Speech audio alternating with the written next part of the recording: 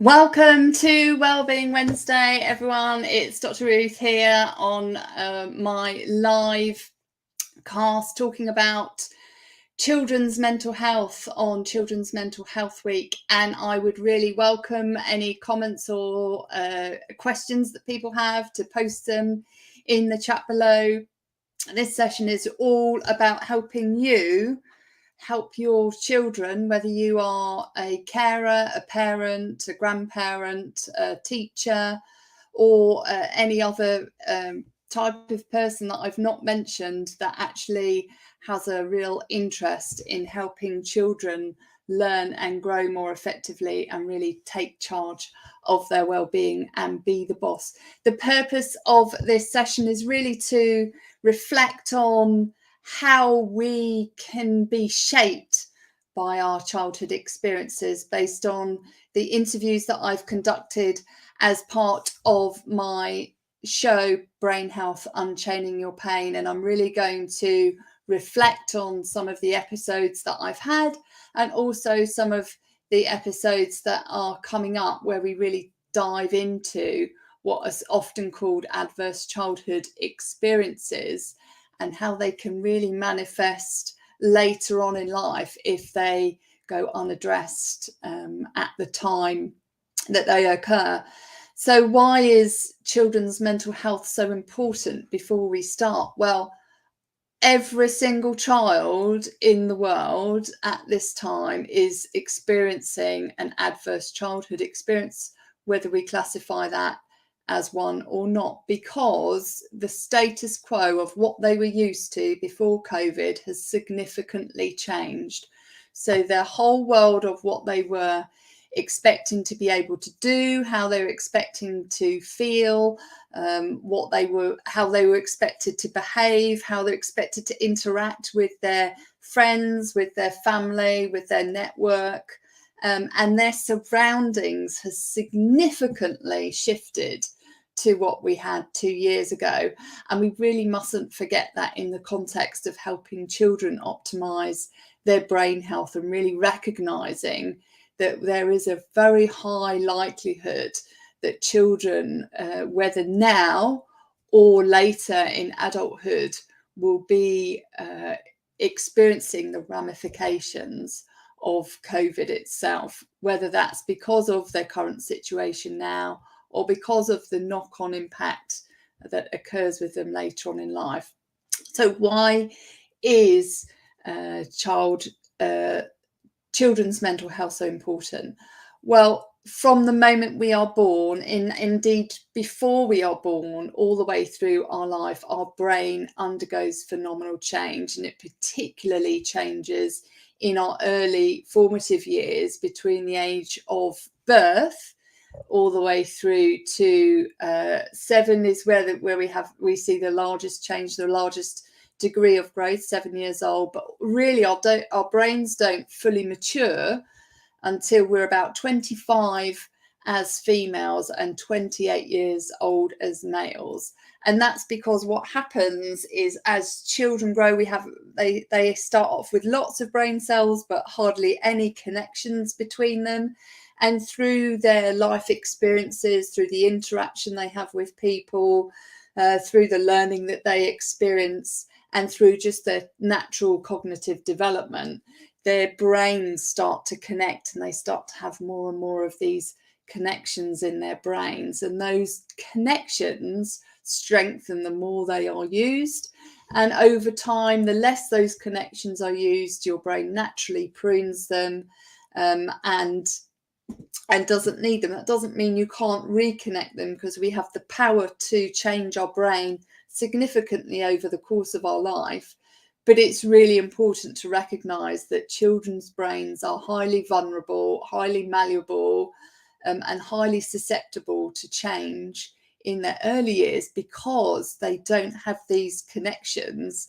And whatever we throw at them in terms of life circumstances will truly change the behaviors and the function of their brain, and ultimately out of that will fall behaviors and their emotional feelings and all sorts of other aspects of their life. Now, this isn't just about the environment that they're exposed to, but it's also about the foods they're exposed to too. And this is often forgotten in the context of looking at how we can help children optimize their unique brains. And actually, nutrition can have a huge impact on their brain function throughout their entire life. And it's really important that we consider that as part of childhood development, and that we give our children the right nutrition to get the best out of their brains and to allow their brains to effectively communicate between their brain cells, their neurons, so that they have got the right chemical pathways set up, the right connections set up, so that they can ultimately function properly. And one of the very obvious, or two of the very obvious nutritional issues that we see in our children now, out with the COVID situation, is the impact that diet can have on our children's brain function. And there's two classic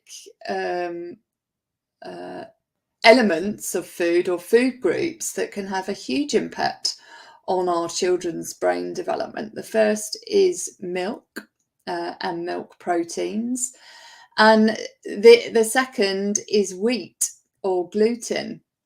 Why is that having such a huge impact? Well, because firstly, we are not designed as humans to consume anything other than human milk. It's not naturally are part of our evolutionary pathway for us to consume milk. That hasn't been designed for us. And our human milk is a particular chemical composition called A2. And many of the milks, particularly those in America, are a very different composition, which is an A1 composition of protein.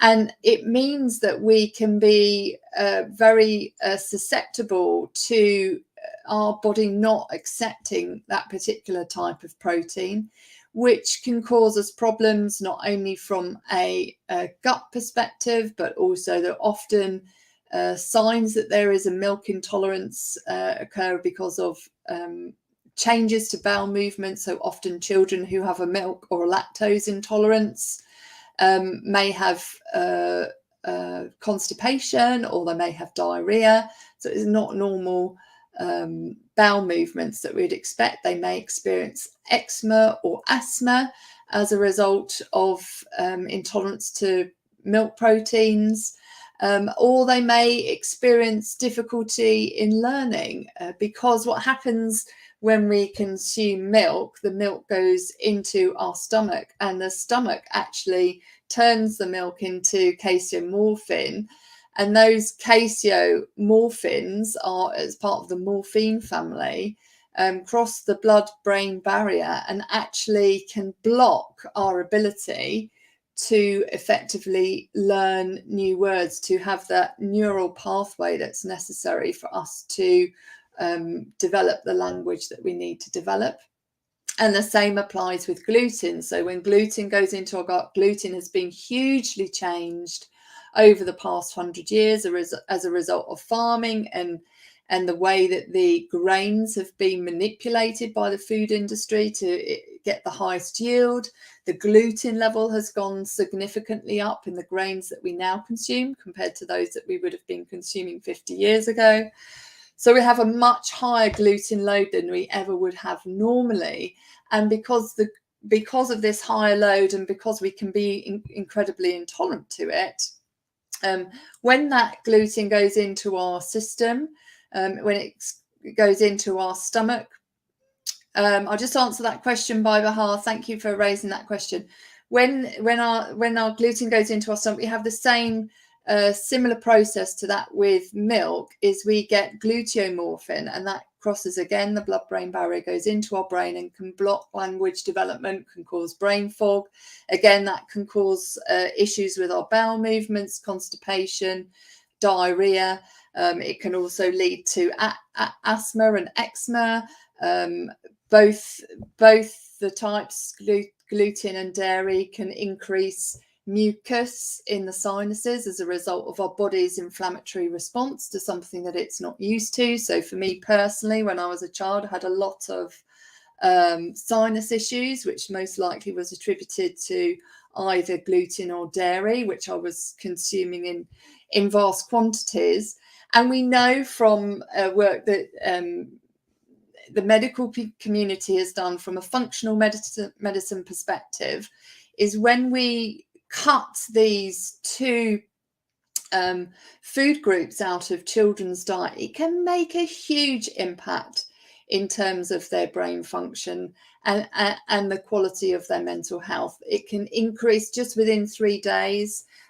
Some doctors have noticed a change in the number of words that children are learning, from 3 words, if you're looking at autistic children, going from 3 words to 100 words in terms of improvement in language, purely by changing the diet. So it's really important, and I don't think parents are given enough education and information about this, which is why I'm talking about it today, that we empower our children to have a better diet that is suited to their brains, and that we give them what is appropriate to help their brains rather than hurt their brains, to allow communication to flow rather than hinder communication, to allow the connections to be made rather than the connections to be muted.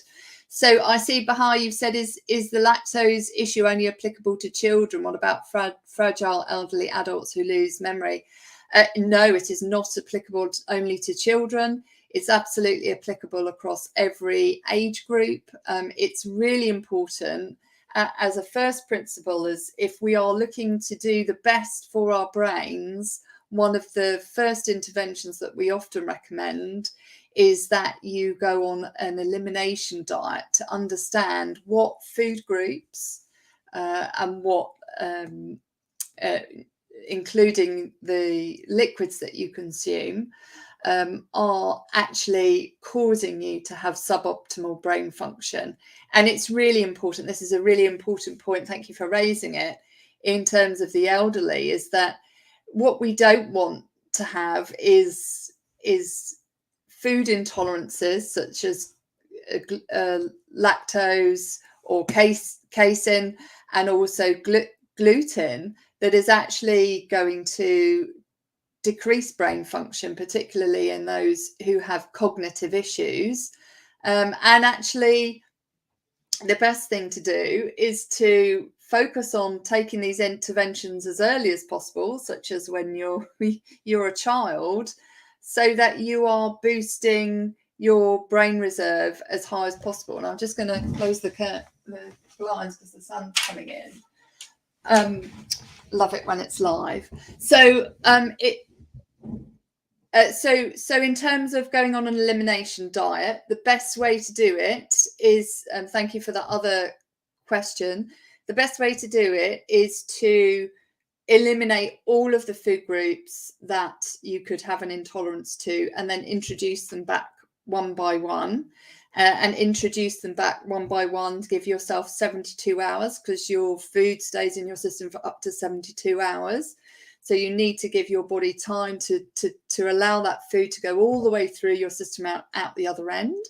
And why is that important? Because if we think about the gut-brain connection, which is a really important part of our brain health, is over 70% of the neurotransmitters that are responsible for supporting our brain function, including serotonin, for example, which is the happiness chemical, are generated in our gut. So when our food, if we're putting the right foods in our gut, we'll get the right neurotransmitters created, and that will then help feed our brain the appropriate nutrients that it needs. If, however, we are putting the wrong foods into our system, and our gut has an inflammatory response, or we create a situation called leaky gut, where we're allowing toxins to cross the gut itself and into our bloodstream, then that can cause us cognitive issues as well. So it's really important, if you're going to go on an elimination diet, that you eliminate all of the food groups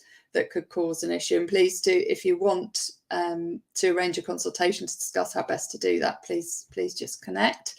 then introduce it one by one. And actually, this is one of the most effective ways in which to understand what food groups you have an allergy to and what food groups you don't, versus doing the traditional route of testing, because you are monitoring your food and your mood response, and also your cognitive response as well, which is what we do on the programs that we run, is make sure we track cognitive performance as a function of intervention, which is often not done either. And that's really important. So going back to children's mental health is if we think about it, and thank you, Bahar, for raising these issues. If we think about our brain reserve, we are born with a certain degree of brain reserve when we are actually born, and that level of brain reserve will be dependent on how we are grown in the womb. So if our mother is feeding us poor nutrition, then our brain will be suboptimal in terms of its development. If our mother has had high stress levels during pregnancy, again, our brain reserve will be depleted before we're even born. So it's really important that we take into account the conditions in which our brain has developed within the womb, and also the conditions in which we are born. So, for example, my daughter Lily was born by cesarean section, and it was an incredibly traumatic experience, and she had nightmares as a result of her birthing experience. And there were natural interventions we could take to help her reduce those nightmares. So the first thing is understanding the start state for your child in terms of their birthing experience. And birthing experiences for children can be hugely traumatic, particularly from a brain health perspective, especially if there are medical interventions such as forceps or Von-2s that actually can have a detrimental impact on the child's brain function based on the pressure that's put on their head at the time that they are born. So we really need to think about that in the first instance. The second is obviously thinking about what their genetic predispositions are. So children typically inherit a combination of their mother's and their father's brain type. So if you have a family history of depression or anxiety or alcohol abuse, then you are more susceptible as a child to develop those conditions, but your genes only load the gun, your environment pulls the trigger. This is applicable across all people. So when we create the right nurturing environment for our children, and we minimize the exposure to the substances that could trigger their gene to turn on or turn off, depending on how the genes are working, then we can change the outcome for future generations based on the environments that we expose them to. And that's really important too. And that's why if we look in the context of where children are at now in terms of COVID, the environment that children have been forced into has been completely unnatural, just from an evolutionary perspective, never mind from their current situation perspective, which will naturally develop different neural networks in their brains that we are not used to children developing, because they wouldn't have been exposed to the environments that they're expected to learn in and to work in and to socialize in. So what we're seeing more and more is children becoming more dependent on devices to connect, especially if that's all they've been exposed to from a learning and development perspective over the last 2 years, is that becomes their lifeline for a means to connect with their peer group. And so it's important to acknowledge that how we used to as adults connect with our peers and how our preference is now to connect with our peers is very different to what children's brains have evolved, because they evolve as a result of their environment. They're both interconnected. Our brains are incredibly malleable and designed to evolve to enable our survival. So our children's brains will have evolved in a way that they want to and need to have the connections from a digital perspective that we wouldn't have evolved to have, because those digital requirements weren't there and they didn't exist. So it creates an interesting dynamic between the parent and the child, because the way our brains have evolved as a result of COVID and also as a result of the technology boom is very different. So as adults, if we've not been exposed to technology, and we can see this in adults too, if we've not been exposed to technology and we don't have a reliance on it, then we are completely okay with going without it, because our brain hasn't got this neural network that has this dependency. Conversely, for children and also adults, because our brains are malleable and they adapt to the environment, if we've created a dependency, excuse me, on technology, as soon as you take that technology away, it becomes very difficult, because our brains are missing that input. And so this comes back to other things that can really impact our children's health, that we can intervene on from a carer perspective. So a classic, so let's look at the 4 things. I'm going to run out of time, I've only got half an hour, but let's look at the 4 things that are fundamental to help us optimize our brain health. The first thing is sleep. So when children develop sleep habits, they'll develop those sleep habits based on the habits that you give them.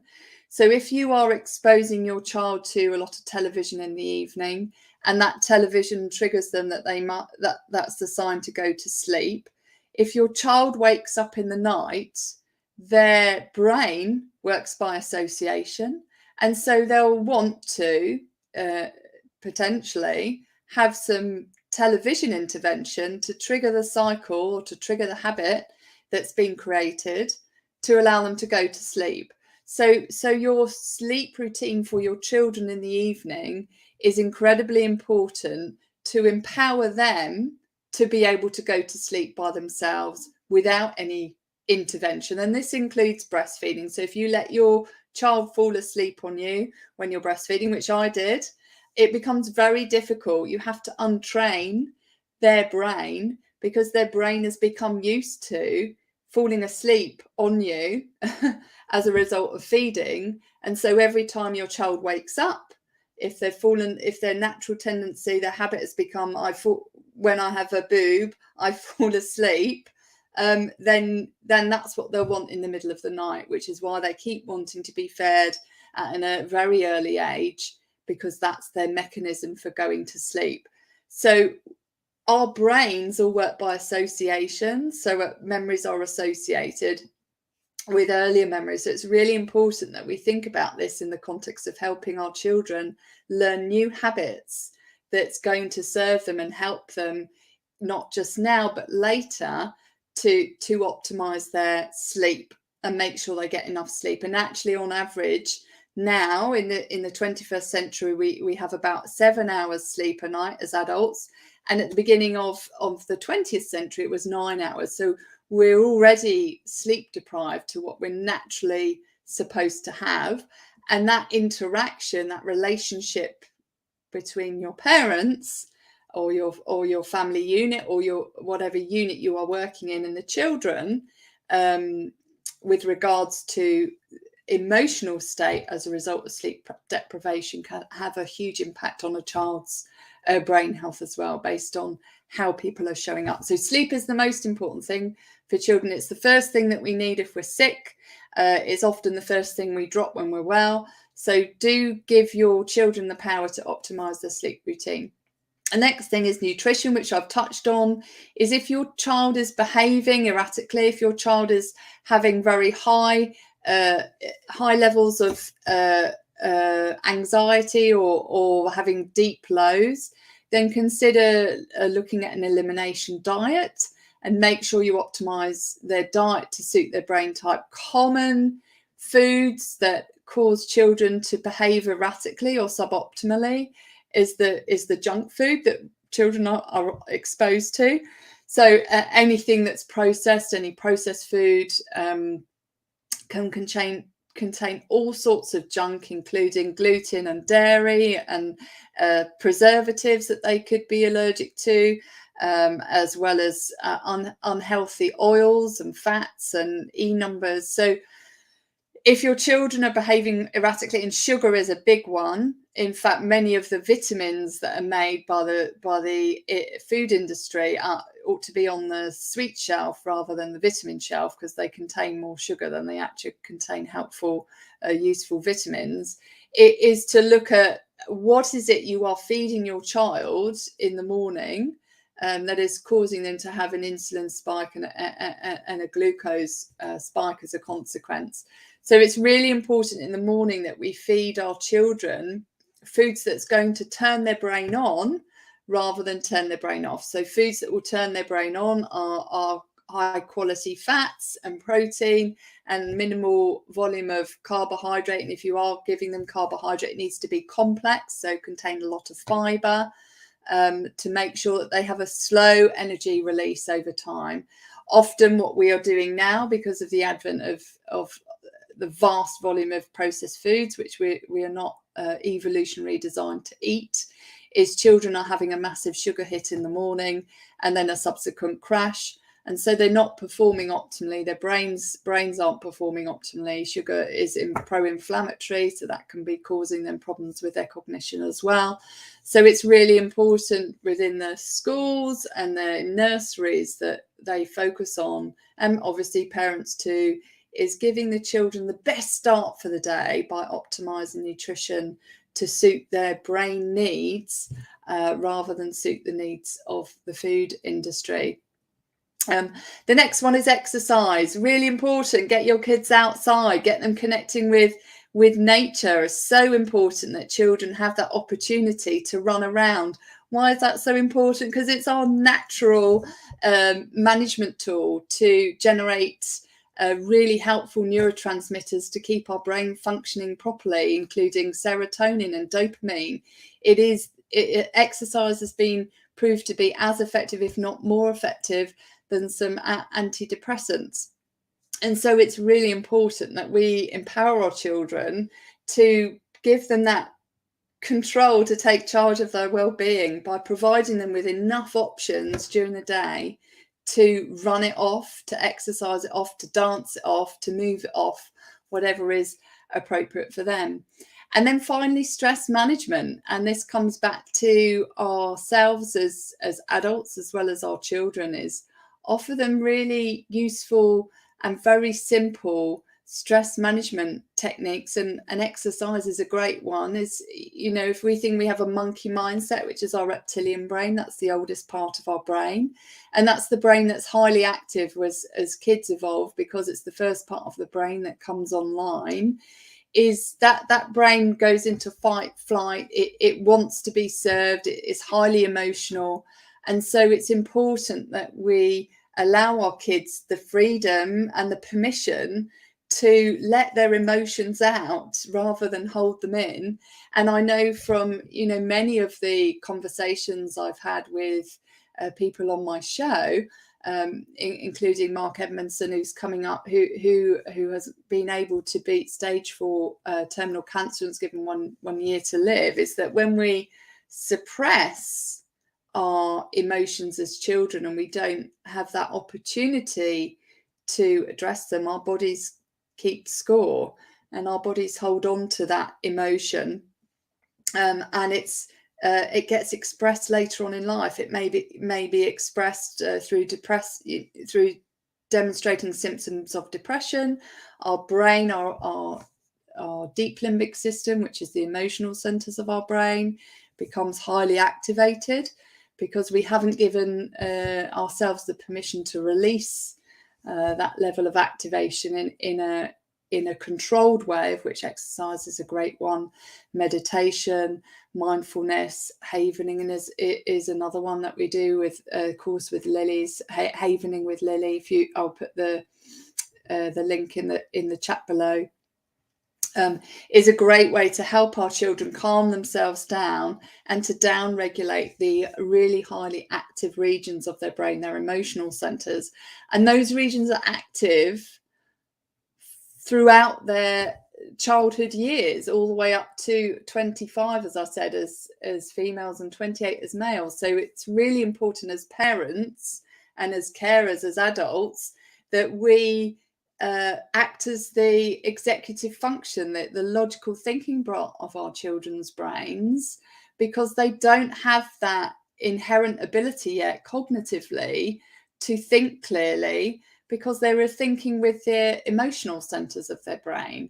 And everything is driven by their emotions, particularly as they go through teens with the hormonal changes that they experience. They want to associate with their peers. They want to feel connected to their peers. So it's really, as parents, we need to acknowledge that sometimes we do have to be, the bad cop in the situation. And we do have to say, no, this isn't okay.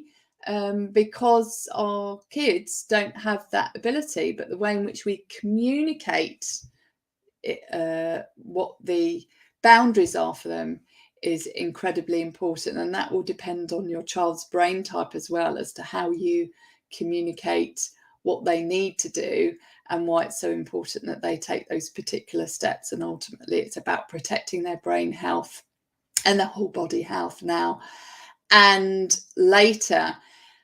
And I talked about adverse childhood experiences, and I'm just going to dip into this, is that if you are someone who has experienced adverse childhood experience that has gone unaddressed, it's really important that you reach out for support if you feel you need to go back and tackle it. And why is it important? Because that experience still resides in your mind, and in fact your mind may have pushed the increased stress that is a result of that experience into your body's systems, and it can exhibit itself later in chronic conditions such as fibromyalgia is believed to be connected to it, chronic pain. We also have conditions such as asthma, eczema. It is often a result of high levels of stress, as well as cancer, where our immune system, actually we have cancerous cells that are in our body all the time, and our immune system is able to tackle them and deal with them. But when we have chronic stress, when we have major life events that could create trauma, and they dysregulate our stress response system, our immune system is no longer able to deal with the cancer, and that's where the cancer in some instances has the opportunity to take root and grow. And so we have a huge amount of power within ourselves, and our children have a huge amount of power to take charge of their well-being and truly be the boss.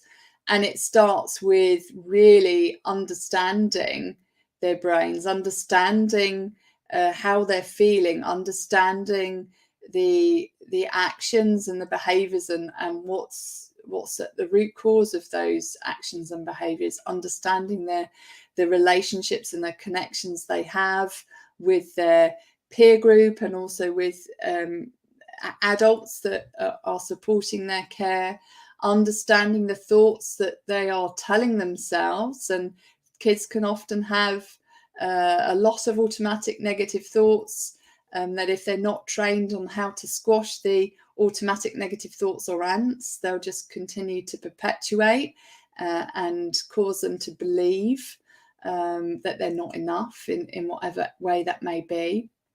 And also the surroundings that our children are exposed to can have a huge impact on their brain health as well. So it's really vital that we give children that space to flourish and grow by looking at all of those 5 pillars of brain health that I've just been through, which is your feelings, your actions, your connections, your thoughts, and your surroundings. We look at the facts to make sure that we can help them in the best way that we can, to not only minimize the risk of them developing a mental health struggle, but also to empower them to really get the best out of their unique brain, which is their engine of life. I hope this serves you. I hope you have found it helpful. If you'd like to learn more about children's mental health, I will go into much more detail this evening at 8 p.m.